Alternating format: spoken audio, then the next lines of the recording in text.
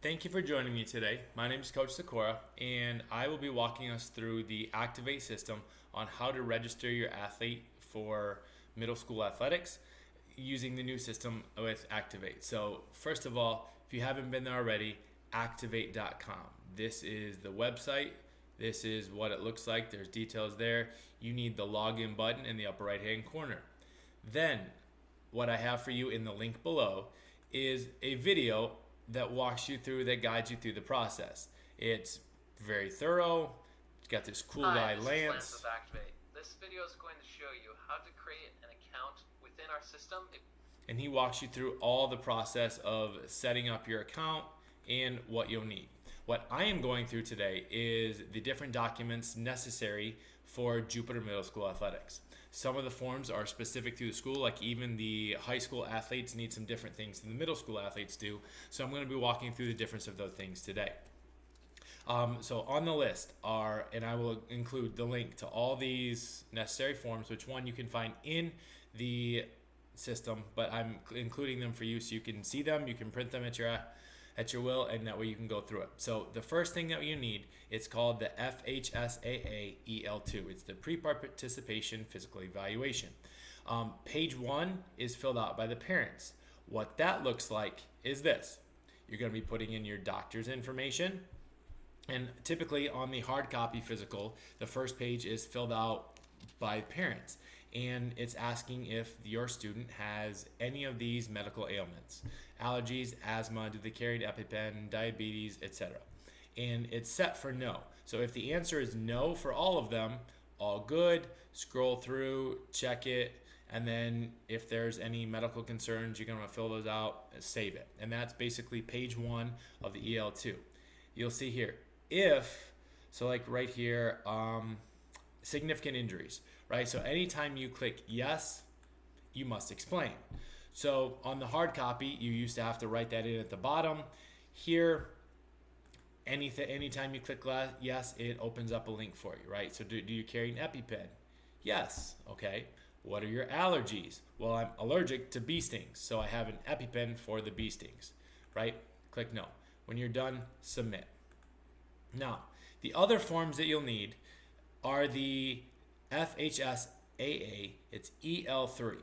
So what this is simply the consent and release from liability.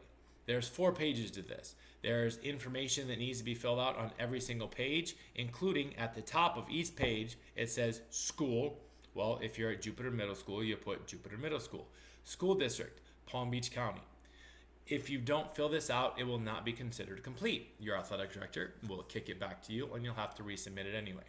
So if you are looking to play any sports and all sports, don't list those sports here. It says sports exemptions. It says I give my consent to participate in any sport except. So if you don't want them to play volleyball, then you put volleyball. This is not the list of sports you want them to play. This is the list of sports that you do not want them to play.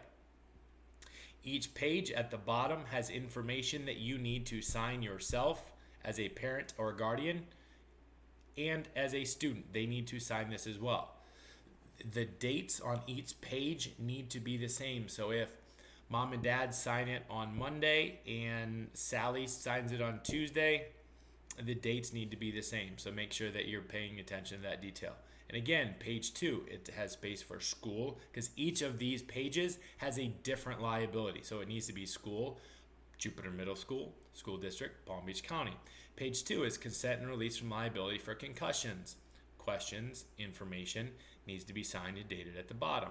Page 3, sudden cardiac arrest and heat-related illness. So again, school at the top, read through, understand, sign, print, date, parent, and student at the bottom. Page 4 is the final release from liability. So there you fill out all the details and go on. All right, so that's the EL3. Now the last one that you need, and this is new, that middle school students are required to fill out this year, is the GA4. It's the Affidavit of Compliance with the Policies on Athletic Recruiting and Non-Traditional Student Participation. Read through this.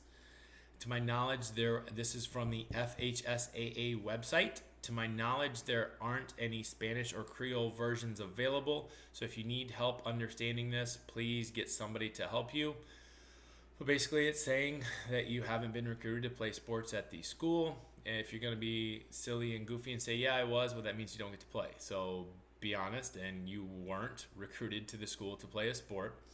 You haven't been provided any special services. And then here, this final page, I believe it's page 3. This is where you actually have to fill out details. Page 1 and page 2 are just information for you.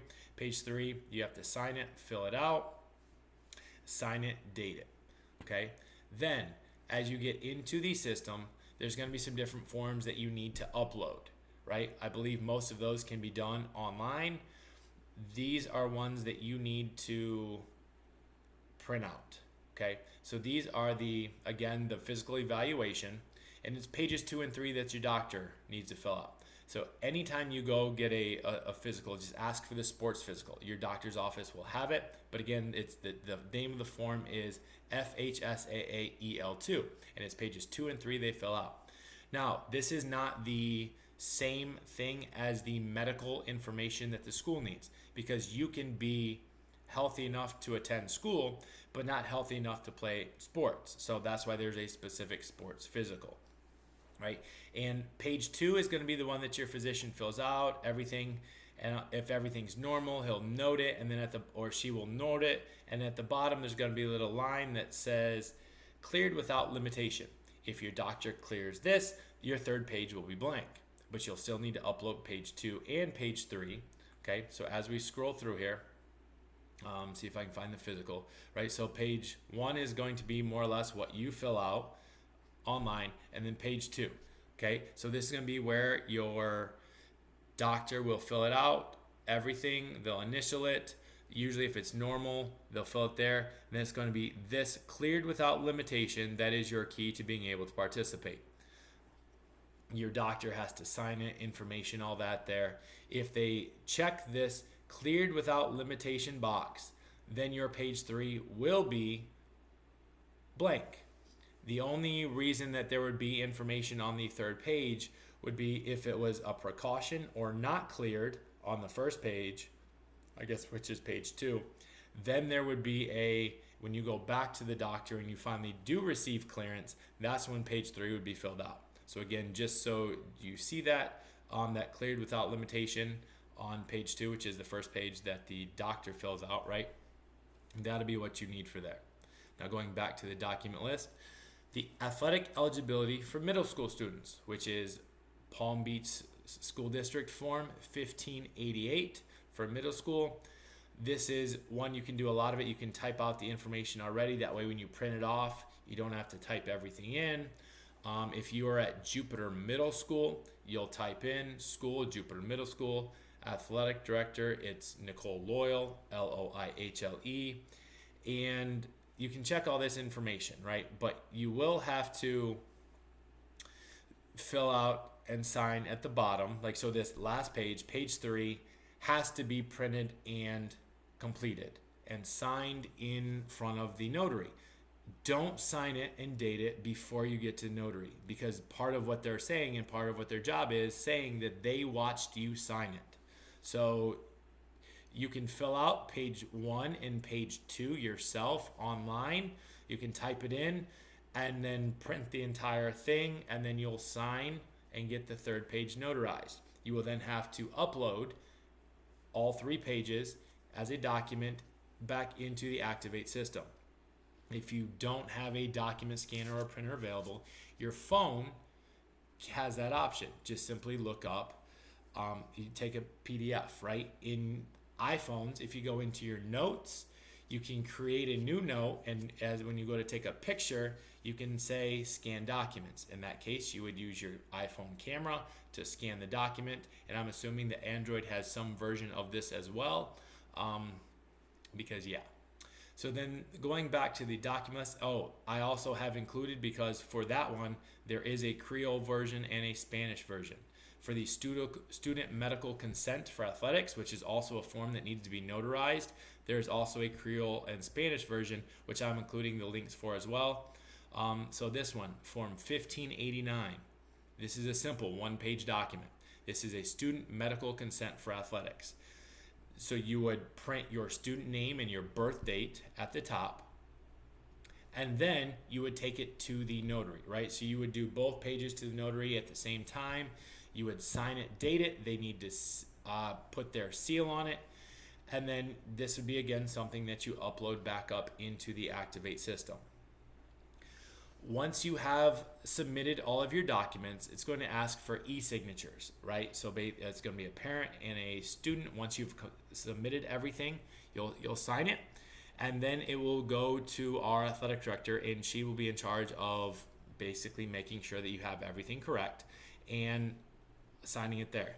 If there is something that is not correct, you can check there. She'll leave a note. My strongest recommendation to you is when you're selecting your school, select Jupiter Middle School, and then any and all sports that you'd be interested in participating in. This doesn't mean that you're locked into trying out for that sport. It just simply means that your registration will show up on the coach's dashboard when we come to looking for possible athletes. If you're not on that list, we won't know it, that you're cleared or not, so it won't show up. There's no way to add you basically just because of tryout. So when you're creating your registration, select any and all sports that you think you might try out for in the year, and that way that particular coach has access to your system.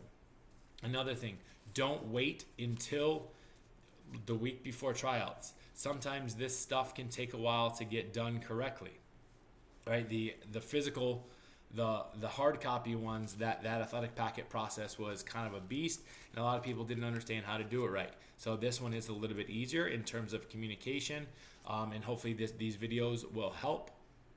But get it done ahead of time. The fall sports will start probably end of August, early September. The second round of sports, which is volleyball, I believe boys soccer, those take place mid-October. The third season of sports, which is men's and women's basketball, and then girls soccer, that usually take place like in January. And then the last one, which is track and cross country, not cross country, but track, and then there might be one more in that last spring season. But that'll be, again, make sure that you get it all done as early as possible and check as many of the sports that you would be interested in trying out. So I have included all of the documents in the link below to make sure that you have access to them. If you have questions, please let me know or reach out to your athletic director. And thank you so much for tuning in, and have a great day.